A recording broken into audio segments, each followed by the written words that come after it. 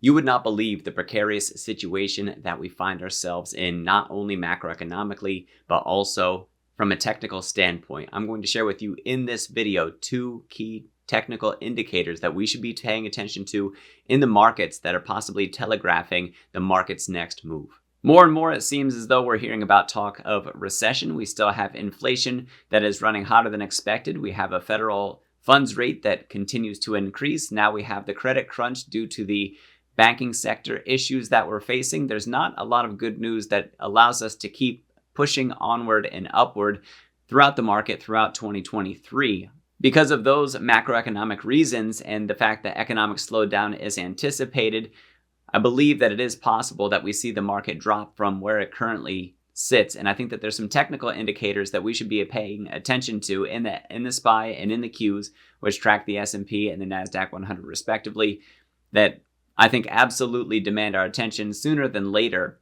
at least allowing us to plan just in case we follow the course that those indicators really do come through for us. So what we're looking at here is the SPY. I left the moving averages on them, and what I really want you to pay attention to. I'll draw just a couple things on here.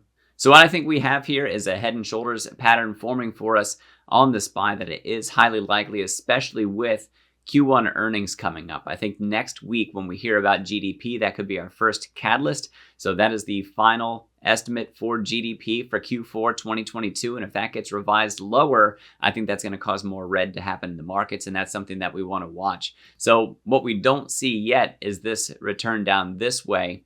And this is possibly what we could be facing. And how we'll really know is if we come back down to these levels that we see across here. This would be considered the neckline that we have, and let me drop that down just a little bit. So it's not totally symmetric, but this is something that we want to watch out for, that after we break through this neckline, if we break through this neckline, that we could revisit some of these previous lows that we had. And really it's going to depend on the sort of news that we get. Now it is possible that we end up breaking out of that and we end up coming back and retesting this high, which brings on another concern. I'll talk about that when we look at the Qs, but I think macroeconomically speaking, and based on the chart formation we have between the fundamental and technical sides of things, I think it is possible that we see this sort of pattern play out. And this is something that I've been watching for. I don't know if we do this or if we continue to trade sideways, because I think there's other cases to be made. But I think this is something that we absolutely want to be watching for in the S&P, that we do, if we do come back down to this level, it's important that we bounce off of it. Bouncing off that neckline would break the head and shoulders pattern, and it is possible then that we would trade sideways for a while. So this is no promise. This is just something to be prepared for when you watch for that. And Q1 earnings are really a concerning time for the forward guidance that those companies give. What are their earnings looking like now? Because that could be a telling story. Are they strong earnings? Are they weak earnings? And then beyond that, are they expecting weaker than normal earnings? Are they going to have narrowed margins? Are they going to have further layoffs? What are these companies planning to do throughout the rest of 2023? What does their outlook look like? So I think that's something to absolutely be prepared for as we look at the SPY. So we want to see how that story is playing out, like I said, from a fundamental perspective. And then we also want to make sure, as we're really listening to that news, Deutsche Bank's the most recent one that is currently under pressure for European banks, not a US bank, but we do want to see how they fare through this. I don't think that they're going to go under, but if the credit default swaps keep on going up in price, that it costs more to insure against fear of default or risk of default, then that could be further bad news for European banks. But I think that will echo into the markets as we're currently seeing it, at least in my opinion. And we want to watch out for that for the American banks as well. So let's go back and we'll visit the Qs. There we go. So Q, here's what we got. And this one I think is a little bit different. I don't think it's head and shoulders that we have to watch out for this one. And just like last time, I'm going to delete all the drawings that I have on here. And what I think is more concerning for the Qs, let me grab a horizontal line here, is this double top that we have with that drawdown right in the middle down to about the 200-day and the 50-day that we're seeing.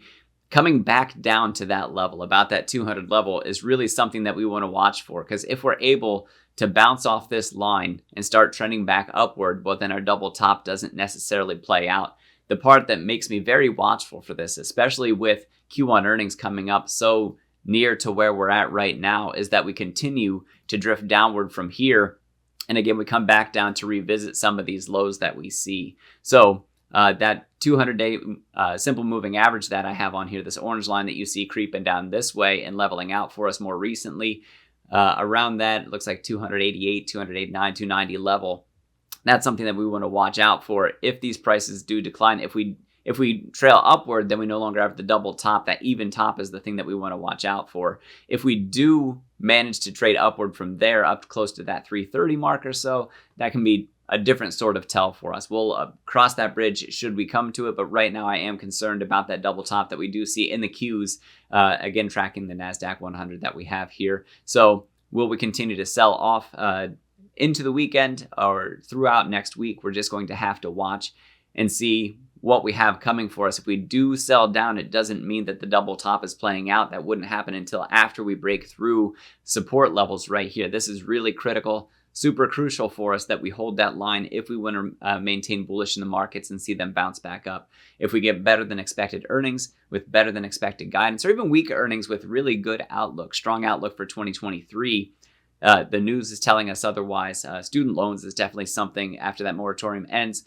By June at the latest, the decision has to be made one way or the other, which means that 60 days after that, so in August, is when student loan repayments start. And that could be something that really does weaken outlooks because it can cause a weakened consumer. So also don't forget about the credit crunch that we have. There's a lot to be concerned about there, that it's an increased cost to borrow, especially for people with lower credit scores or companies that don't have as high credit ratings. So that it is absolutely concerning seeing what we have going on with the banks right now. It is concerning with what we have for an economic outlook. So when I said for GDP, which I believe right now GDP is projected or expected to be from estimates, I think it was 2.9, came down to 2.7. Now we're getting to that final number for GDP for Q4 2022, and that's coming out Thursday of next week, I believe, at 8:30 a.m. That's something that we want to watch for, because if we get revised down again, that could be further sign of weakness, and that could help some of these technical indicators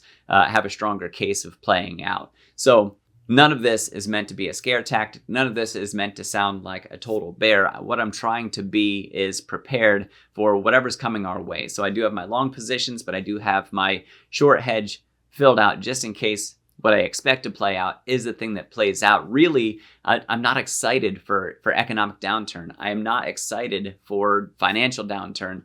None of those things. What I'm looking for is to make the best out of what we have happening in the market. So as unbiased as possible, what do I think is going to happen? And that's exactly what I'm looking at. What I'm excited about is that bull run that could follow, following a drop in the federal funds rate, a bottoming out in the markets, and all that cash that's on the side just flooding back into the markets. I think it's really going to cause a lot of real joy in the markets, and I think that there'll be some great opportunities not only to buy as we travel downward, but I also think that there's also going to be, in that bull run that follows, lots of cash to make on the way back up as well. So if the markets are going down, I don't just want to watch my portfolio crumble by having only long positions. If the markets are heading down, I want that short hedge that also allows me to experience strong upside in my portfolio as the markets travel down. And that's why I have a position in SQQQ like I do, and I have a position in building out an SPXU, not as strong as I do in the Qs, but against the SPY.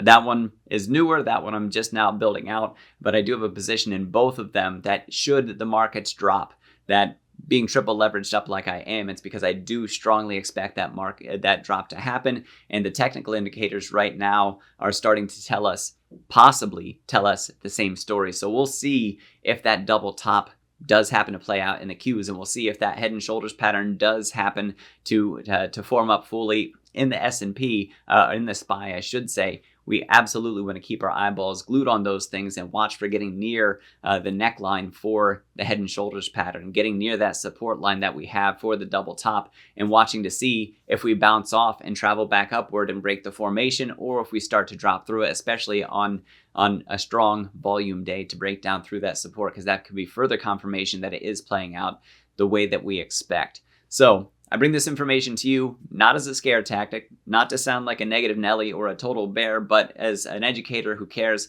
about not only his own family and himself, but also the audience that I have here on YouTube, just looking out for your best interest, bringing out whatever information I can so that you can prepare yourselves better for whatever you think is coming up in the markets. Now, in the interest of helping everyone out, not only me and my family, but also you and your family as well, I want to bring to you this offer that you can find down in the description.